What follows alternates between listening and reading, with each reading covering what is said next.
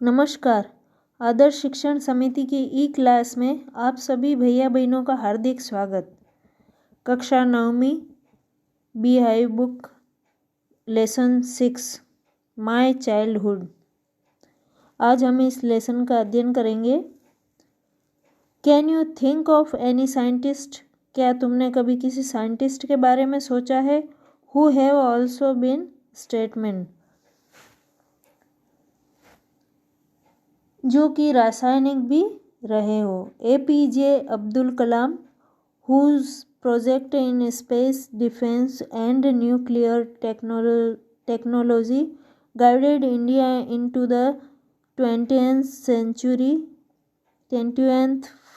century became our 11th president in 2002।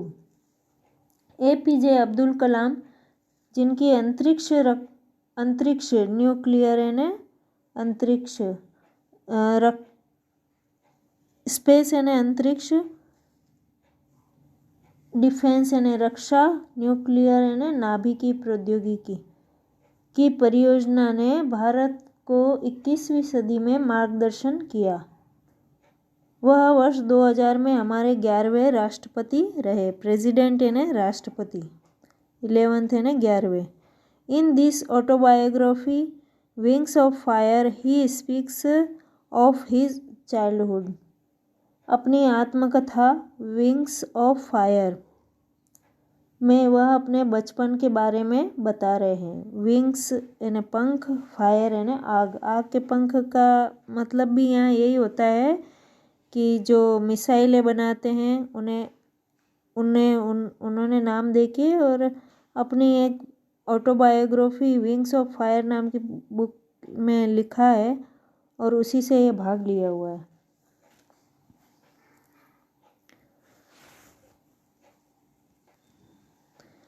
Paragraph first. I was born into a middle class Tamil family in the island town of Rameswaram in the erstwhile Madras state। मैं तात्कालिक मद्रास राज्य के, यहाँ eastern while का अर्थ है तात्कालिक। मैं अपने तात्कालिक मद्रास राज्य के द्वीपीय नगर आइसलैंड का अर्थ होता है द्वीप। द्वीपीय नगर रामेश्वरम के एक मध्यम वर्गीय तमिल फैमिली या तमिल परिवार में पैदा हुआ था। मिडिल क्लास का अर्थ होता है मध्यम वर्गीय, न गरीब न ज़्यादा पैसे वाले, सामान्य। My father Jainullabuddin had neither much formal education nor much wealth.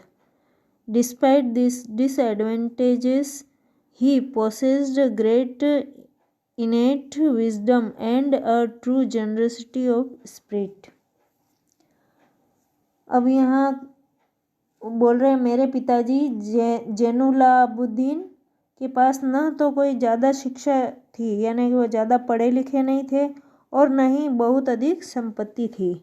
और इन कमियों के बावजूद भी, डिसएडवांटेज का अर्थ होता है कमियां, इन कमियों के बावजूद रहते हुए भी उनमें जन्मजात, इनेट का अर्थ होता है जन्मजात, बुद्धिमत्ता यानी अंदर की जो उनके दिमागी बुद्धि थी वह, और सच्ची आत्मिक उदारता मतलब सबसे अच्छे से प्रेम से, जनरसिटी ऑफ स्पिरिट यानी उदार आत्मा, दया रखना सबके प्रति, ऐसे व्यक्ति थे। He had an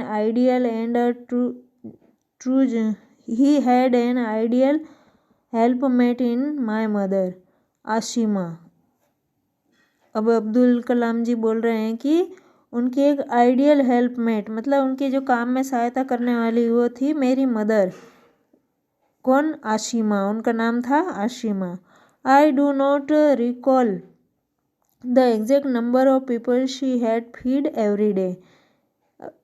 अब्दुल जी बोल रहे हैं कि मुझे अच्छी तरह से याद नहीं, रिकॉल मतलब वापस पुनः याद करना, यानी मुझे याद नहीं आ रहा है कि एग्जैक्ट नंबर ऑफ पीपल यानी कितने लोग होते थे। शी फीड एवरी डे, जिनको वह रोज़ खिलाती थी। But I am quit certain that far more outsiders ate with us than all the members of our own family put together. लेकिन हमारी जो परिवार है उसके अलावा फार मोर आउटसाइडर है ना, बाहर के लोग, और भी बाहर के लोग हमारे यहाँ भोजन करते थे। यानी इतने लोग भोजन करते थे बाहर के और घर के मिला के कि अब्दुल कलाम जी बोल रहे हैं मुझे गिनती भी याद नहीं है कि वो कितने होते थे। इतने जनों का भोजन उनकी मदर रोज बनाती थी। Paragraph second. I was one of many children, a short boy with rather distinguished looks. वो बोल रहे कि इतने बच्चों में मैं एक छोटा और rather distinguished looks है ना, सामान्य दिखने वाला, born to tall and handsome parents, जिसके पेरेंट्स लंबे और खूबसूरत थे, ऐसा मैं लड़का था। यानी दिखने में सामान्य था और छोटा ठिंगना था। We lived in our essential house, हम हमारे पुराने प्राचीन, एसेंटियल का अर्थ था प्राचीन, और इसका जो अपोजिट बनेगा वो न्यू। एसेंटियल का अर्थ होता है प्राचीन, हमारे पुराने घर में रहते थे। Which was built in the middle of the 19th century, वह 19वीं शताब्दी के मध्य में बना था।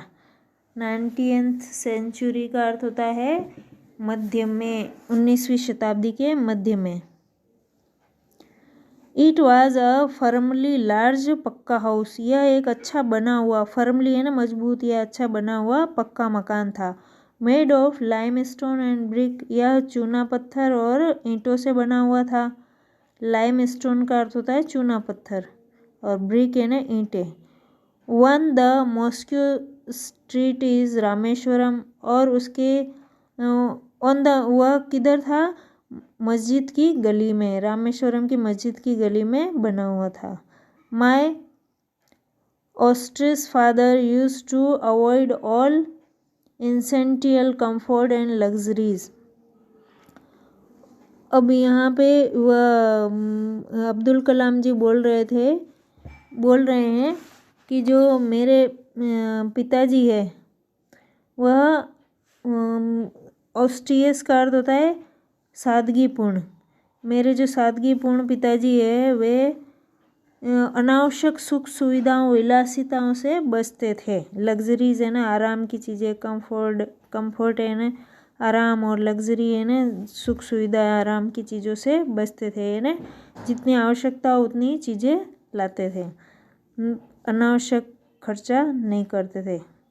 How ever all necessity were provided for in terms of food, medicines और clothes. In fact I would say mine was a very secure childhood, both materially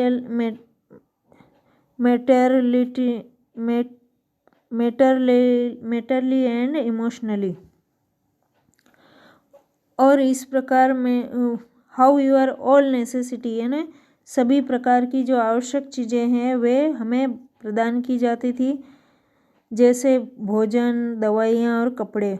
और इस तरह मैं कह सकता हूँ कि मेरा जो बचपन है वह पूर्ण रूप से भावनात्मक और भौतिक दोनों दृष्टियों से सुरक्षित था।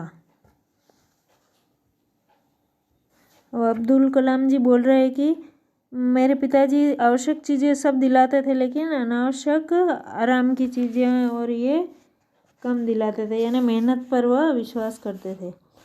Paragraph third. The Second World War broke out in 1939 when I was 8 years old। अब वो बोल रहे, तीसरा पैराग्राफ हम पढ़ रहे हैं कि सेकेंड वर्ल्ड वॉर यानी विश्व युद्ध, द्वितीय विश्व युद्ध जब हुआ 1939 में, तब वे 8 साल के थे।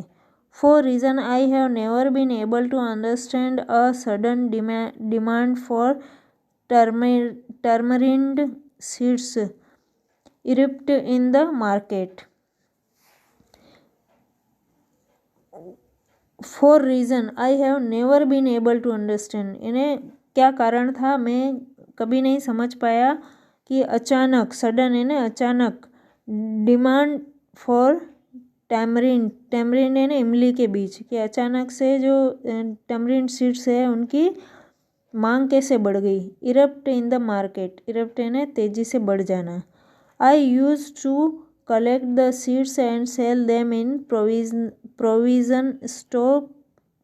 provision shop of Moscow street, और मैं उन्हें कलेक्ट किया करता था। यूज टू है ना, कोई काम भूतपूर्व में करते हैं उसे यूज टू का प्रयोग किया जाता है।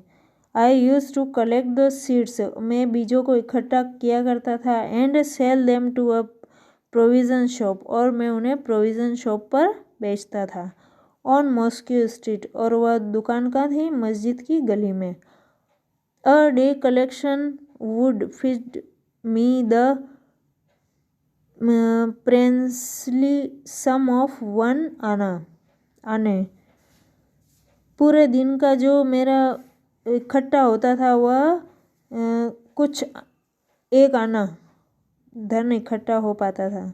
माई brother in law Jalaluddin would tell me story about the war, और मेरे जो जीजा थे जलालुद्दीन, यानी अब्दुल कलाम जी के जीजा का नाम था जलालुद्दीन, वे युद्ध के बारे में कहानियाँ सुनाया करते थे।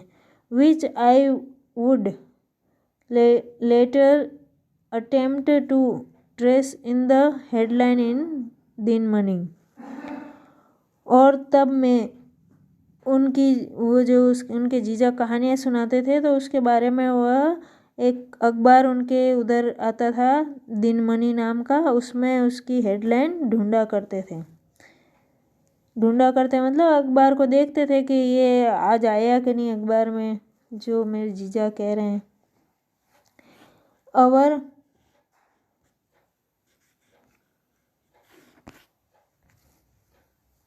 Our area being isolated was completely unaffected by the war, हमारा जो क्षेत्र है वह युद्ध से एकदम अप्रभावित था।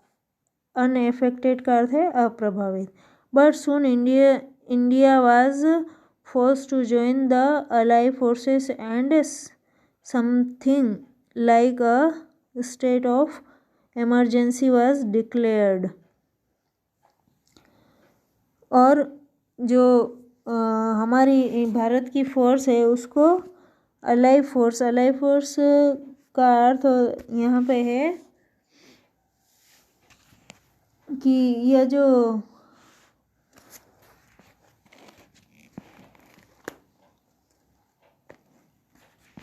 मित्र राष्ट्र हैं, संयुक्त राष्ट्र संघ की सेनाएं है, उसके अंदर ये साइड में मीनिंग दिया है आपके अमेरिका और ये सब मिलके 3 राष्ट्र मिलके और उसको अलाई फोर्सेस बोलते हैं। उसमें भारत को शामिल होना पड़ा, यानी उसमें उसको जाना पड़ा, उसके लिए उन्हें बाध्य होना पड़ा और आपातकाल जैसी स्थिति की घोषणा कर दी गई।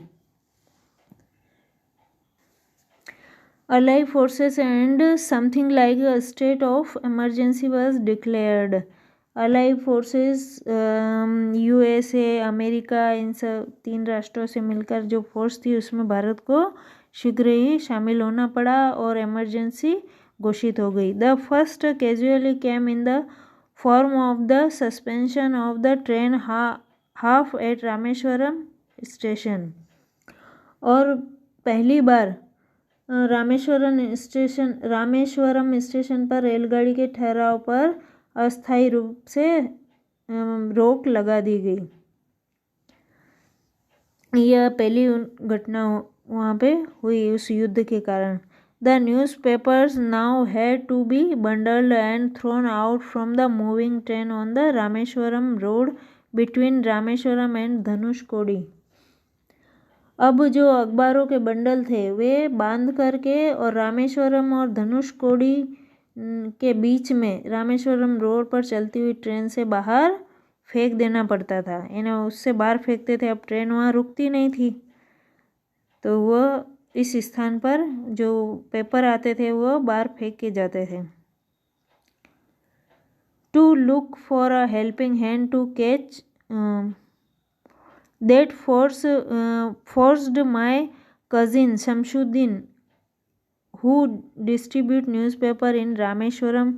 अब उनका जो कजिन भाई है शमशुद्दीन, वह रामेश्वरम में न्यूज़पेपर बांटता था। To look for a helping hand to catch the bundle. अब उसे जो वो बंडल फेंकते थे उन्हें वहाँ लाने के लिए, यानी वहाँ से कैच करने के लिए एक हेल्पिंग हैंड यानी एक मददगार की आवश्यकता थी। And as if the naturally, और उसे मैं स्वाभाविक रूप से मिल गया। आई फिल्ड द स्लॉट, और मैंने इस खाली स्थान को भर दिया, यानी उस जगह में उसे मिल गया। Shamsuddin help me earn my first wages. Shamsuddin ने मेरा पहली जो कमाई है वह मुझे कमाने में मदद की। हाफ अ सेंचुरी लेटर, और शमशुद्दीन ने आधी शताब्दी बाद, हाफ अ सेंचुरी लेटर ने आधी शताब्दी के बाद, I can still feel the surge of pride in earning my own money for the first time. कि मेरी जो पहली कमाई है वह उन पैसों पर गर्व की लहर मुझे आज भी अनुभव होती है। इन्हें वो कह रहे हैं कि पहली बार मैंने इस तरह से अपने पैसे कमाए और वो जो पहली कमाई थी उसकी मुझे इतनी खुशी थी कि वो आज भी सोचता हूँ तो मेरे अंदर एक खुशी की लहर दौड़ जाती है।